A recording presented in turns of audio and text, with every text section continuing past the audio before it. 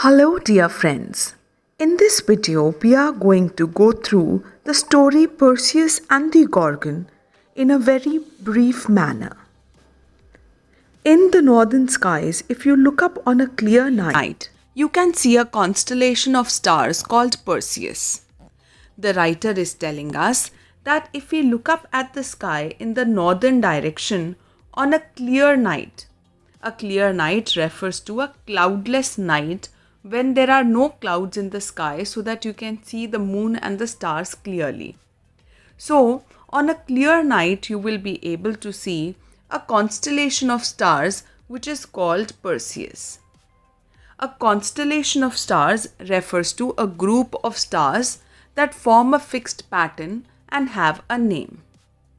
Now, the constellation Perseus is named after a Greek hero who was half man and half god. He was half man because his mother was a beautiful human named Danae and his father was god Zeus.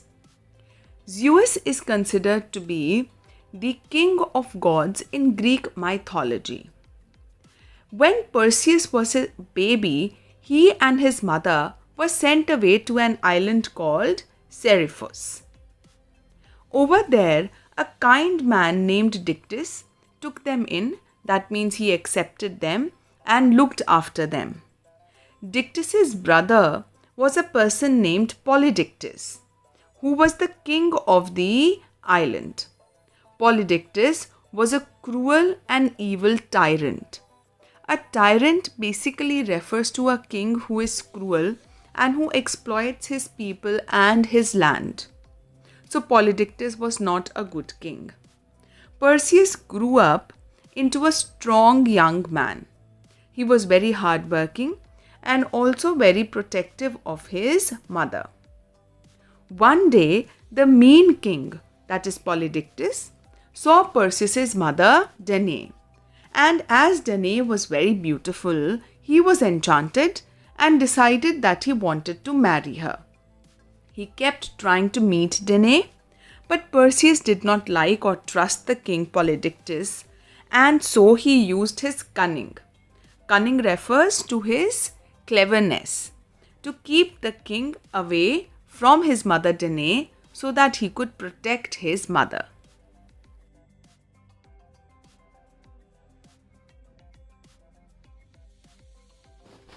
The king Polydictys became angry because he was used to getting whatever he wanted and he wanted to marry Danae.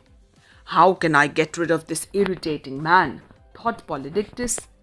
The man that Polydictys found irritating was but of course Perseus, because Perseus would not let him meet his mother. So Polydictys plotted to send Perseus away in disgrace so that he would never return to Seriphos. To plot against someone means to secretly plan against someone. Now Polydictys plans against Perseus because he wanted to insult Perseus. He wanted Perseus to lose his respect among the people of Seriphos so that he would leave Seriphos and never come back to that island. Perseus was intelligent. He knew that he had angered Polydictys, so he was very surprised when he got an invitation to a banquet from Polydictys. A banquet is a huge party where lots of people are invited. The invitation made it clear that the king expected everyone to bring him a horse as a present. Perseus did not have a horse and he could not afford to buy one. What shall I do? He wondered. It would be disrespectful to refuse the invitation, so he would have to go to the banquet without a gift. He hoped that the king would be understanding. Now Perseus was trapped. If he did not attend the banquet to which Polydictys had invited him, then it would be like insulting the king. And if he went to the banquet without the gift of a horse, then also it would be considered disrespectful. So one way or the other, he was going to find himself in trouble. He hoped that the king would be understanding when he would not have a horse to give to him at the banquet. When Perseus arrived at the banquet, he realized that the king Polydectes was not going to let him off. The king was not going to let him off means that the king was not going to excuse him easily. But of course, because Polydectes wanted to punish him. Now everyone at the party lined up, that means they stood in a line, they stood in a queue, and one by one they gave their gifts to the king.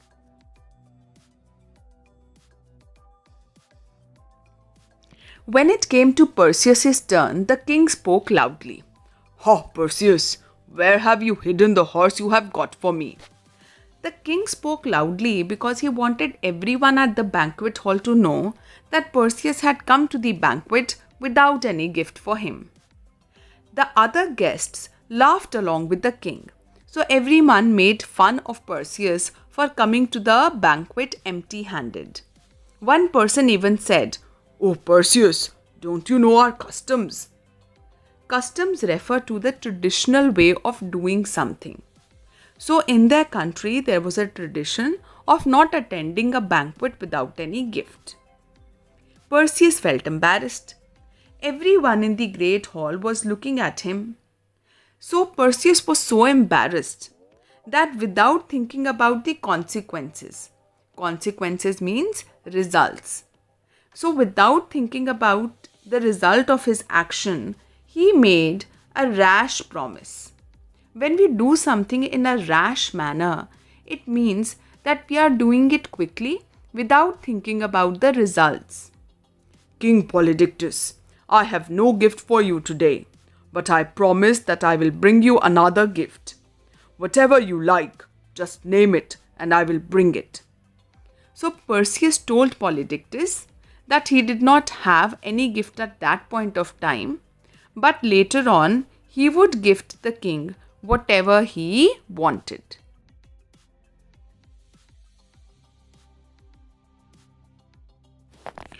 The king means that he was extremely happy on hearing the promise of Perseus because he knew that he could use this opportunity, the promise of Perseus, to get rid of Perseus. He said, "That is kind, Perseus. I know exactly what I want." He smiled menacingly. "Bring me the head of Medusa." Something that is menacing is something which is threatening, which may cause you harm. So King Polydectes of course wanted to harm Perseus. That is why he asked him to bring him the head of Medusa. Everyone gasped. To gasp means to draw in breath quickly out of shock or surprise.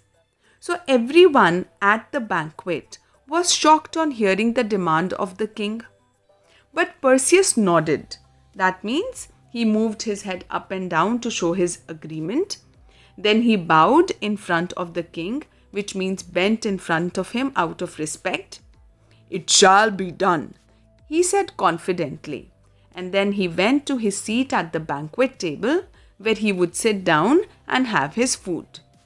He tried hard to keep his face from showing how worried he felt. This means that even Perseus was very worried on hearing the demand of the king, but he tried to show that he was okay, he was fine with the demand of the king.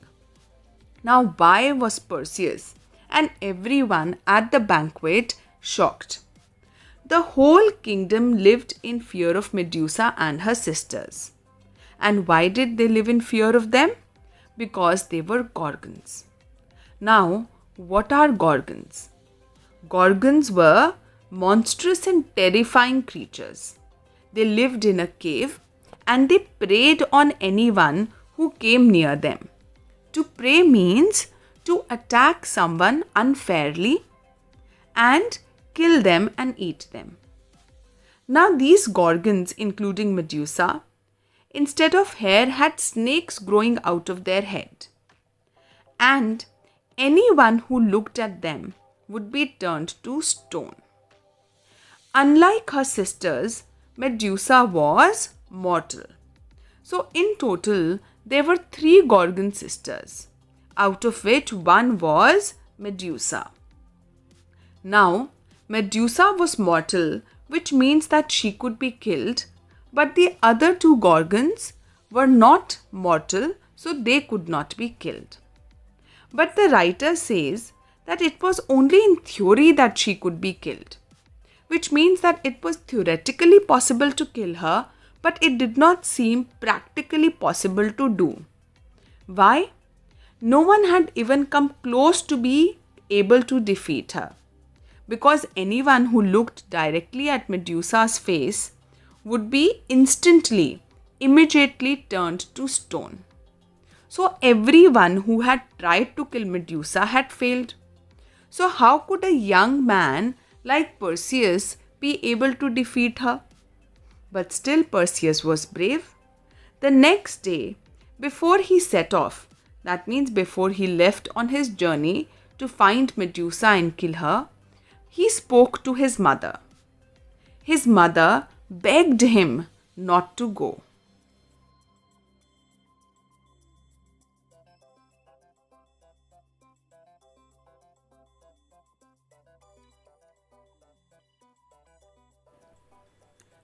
"I must go," said Perseus. "It is the only way to be free from Polydectes." But Perseus told his mother that the only way that they could be free of the cruel king Polydectes was to fulfill the promise that he had made.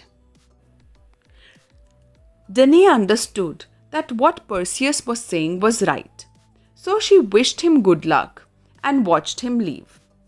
Danae prayed to the gods to keep Perseus safe. As we have discussed earlier, Perseus was the son of god Zeus. So high up in the sky from heaven, the gods were watching whatever was happening on earth with Perseus. And they wanted to help Perseus, so they appeared in front of him. Now, Perseus received many gifts. Zeus gave him a special sword and a helmet that would make him invisible. This was his first gift. Hermes lent Perseus a pair of winged sandals so that he could fly. This was his second gift. Now, Hermes in Greek mythology is the god of thieves and travel. So he gave Perseus sandals with which he could fly and travel easily. Athena gave him a polished shield. In Greek mythology, Athena is the goddess of wisdom. She gave the third gift to Perseus, which was a polished shield, which was going to prove very useful later when Perseus stood in front of Medusa. Perseus was grateful, which means he was thankful towards all the gods, and he told them that he would do his best to be worthy of their gifts. That means he would do his best to deserve the gifts that the gods had given them. Before he left, Athena warned him that Perseus would need to use not only his strength but also his intelligence to kill Medusa. She also told him that he would need a special bag to carry Medusa's head, because anyone who looked at Medusa's face, even after she had died, would turn into stone. So Perseus asked Athena from where he could get such a bag.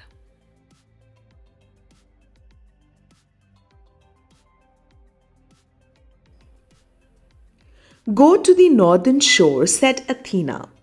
Goddess Athena told Perseus that he should go to the northern shore of Seriphus because there he would be able to find the ancient grey witches.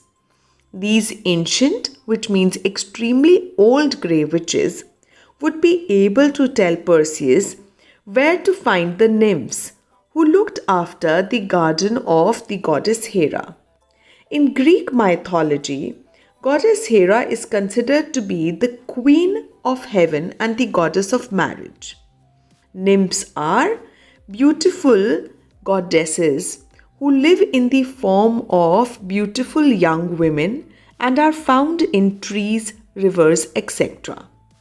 Goddess Athena told Perseus to be cunning, which means clever, as well as brave when dealing with the ancient grey witches. Now, following the advice of goddess Athena, Perseus went towards the northern shore. When he reached the cave where the ancient grey witches lived, he crouched behind some large rocks. To crouch means to sit with your knees close to your chest. And he was crouching behind the large rocks in order to hide himself. When Perseus looked into the cave, never had he seen such a hideous sight. Hideous means extremely ugly. So the hideous sight, which means the extremely ugly scene inside the cave, was of the witches. The witches inside the cave wore filthy, tattered grey robes. Filthy means extremely dirty and tattered means extremely torn.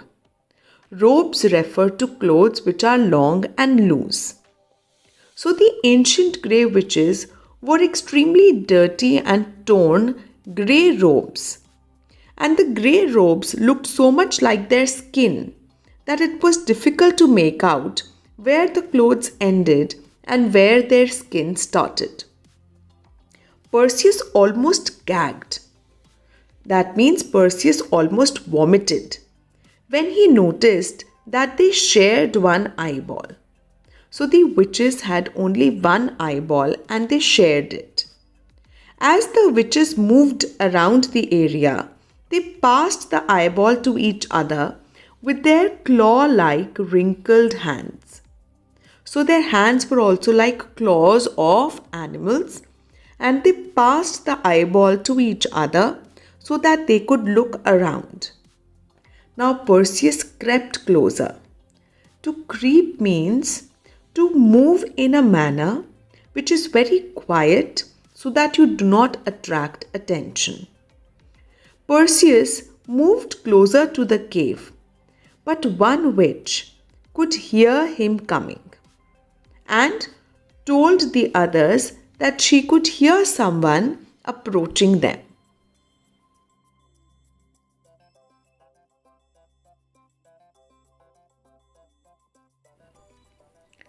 So when one witch told the other sisters that someone was approaching them, the other sister grabbed the eyeball and told the others that she could not see anything.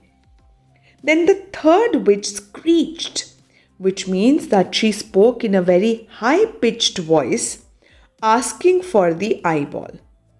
When the second sister was handing over the eye to the third sister, Perseus lunged forward, which means that he moved forward with great force and grabbed the eyeball from the second witch.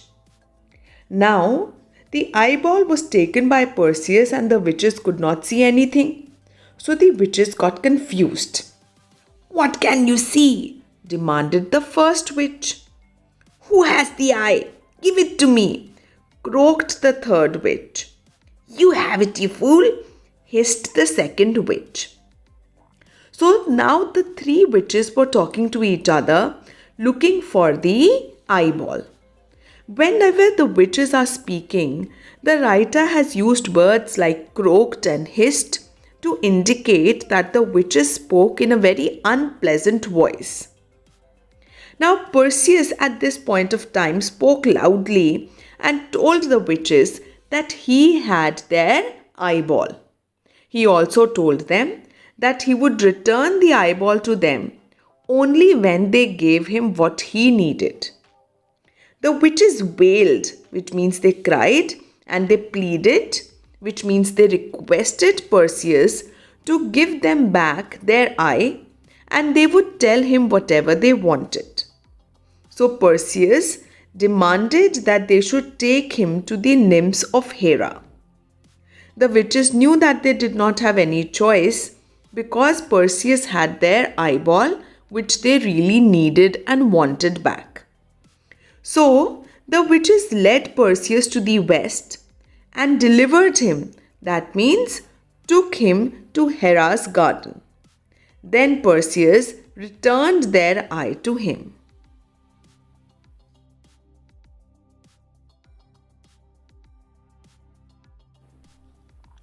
The nymphs were very happy to help Perseus. They gave him a silver knapsack. Knapsack refers to a backpack. So the nymphs gave Perseus a silver backpack in which he could safely carry Medusa's head. So once Perseus got that silver knapsack, he set off again. That means once again he started on his journey to fight with the Gorgon Medusa. Long before he got to the entrance of the Gorgon's cave, Perseus knew that he was in the right place. So even before reaching the cave of the Gorgons, Perseus knew that he was reaching the right place. Why? Because no creature went close to that place, and he could hear no noise over there except the sound of his own footsteps. The silence over there was creepy, which means that it was strange. The petrified remains of men in frozen poses of terror were all around him. So he could see lots of statues of men around him. These were men who had been turned to stone by Medusa. Now Perseus quietly approached the cave. He was making his way through the forest of statues, which means that there were lots of men who had been turned to stone by Medusa, and their statues could be seen around the cave of Medusa. And Perseus was making his way through those statues towards Medusa's cave. When he reached the mouth of the cave, which means the entrance of the cave, Perseus put on his helmet. This helmet and sword, which was given to him by his father Zeus, helped to make him invisible. So now the Gorgons would not be able to see him. Perseus used his polished shield as a mirror. This shield had been given to him by goddess Hera. That is why it was a very wise, a very intelligent present. Now, if Perseus looked directly at Medusa's face, he would be turned to stone. So he was looking into his shield, using it as a mirror, so that he could make his way through the cave and see Medusa in the mirror, not look at Medusa directly. So he came across the sleeping bodies of the Gorgons. Now Perseus was so shocked that he almost gasped out loud at the reflection in his shield of Medusa's hideous face. So Medusa's face was so ugly that when he saw the reflection of Medusa's face in the shield, he almost gasped out loud. But he managed to calm himself down by taking a slow deep breath and did not make any noise. He then raised his sword and with one swift blow, that means moving his sword swiftly, he cut off the monstrous head of Medusa. Then quickly, without looking at the head, he scooped the head up. That means he picked it up quickly, very swiftly, and put it into the silver knapsack. Then he set off, which means that once again he started to move to leave the cave. By this time, Medusa's sisters had woken up and they ran out of the cave just behind Perseus. They could not see Perseus because he was wearing the helmet and holding the sword given to him by Zeus, but they could still follow him because they could smell the scent of their sister, and they could also see the trail of blood left by the severed head of Medusa. Perseus had cut the head of Medusa, so drops of blood were falling from it, and Medusa's sisters followed that trail of blood. They were very quick, they moved very quickly, but when they were out of the cave, they could not follow Perseus because Perseus flew away on the winged sandals that were given to him by Hermes, and he left the Gorgons behind.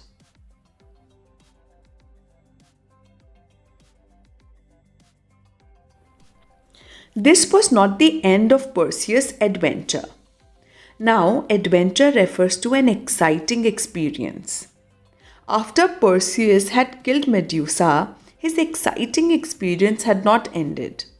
Because on his way back home, as he was flying along the coast of Seriphus, he saw a young woman tied to a rock in the sea. So he flew downwards to free her. "No, you must leave me." This woman was Andromeda, and she told Perseus that she had to be sacrificed to the sea serpent so that he would not attack the people of her country. Now Perseus admired the bravery of Andromeda, but he did not want her to be killed. "I will fight the monster and save you." So he promised Andromeda that he would save her by killing the sea serpent.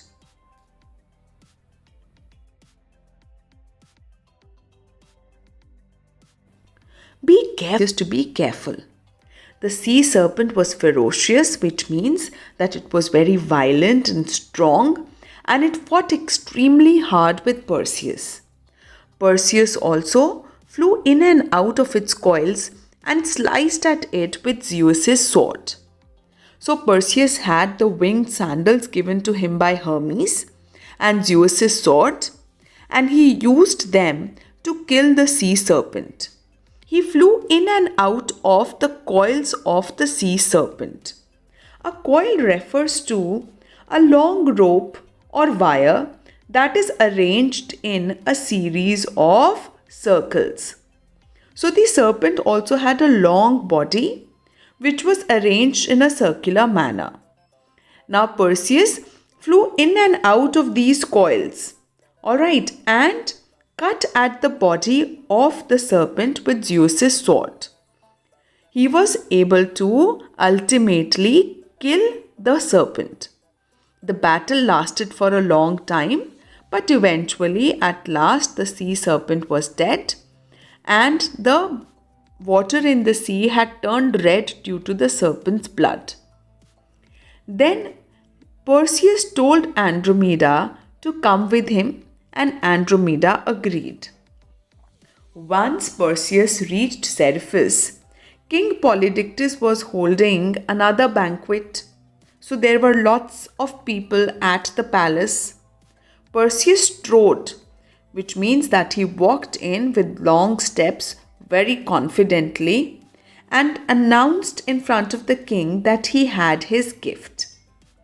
The king laughed disbelievingly.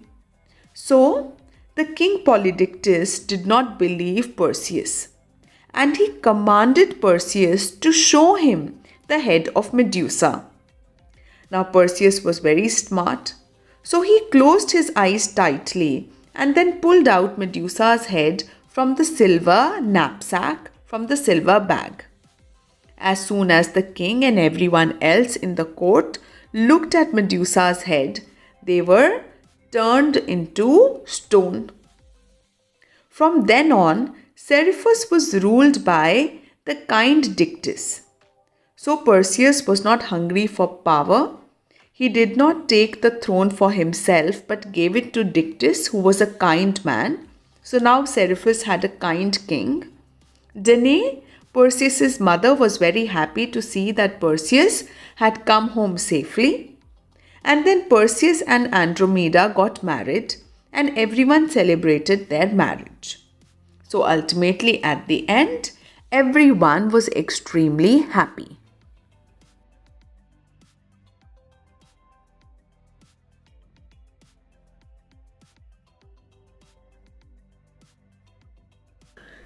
With this, we have come to the end of the lesson, Perseus and the Gorgon.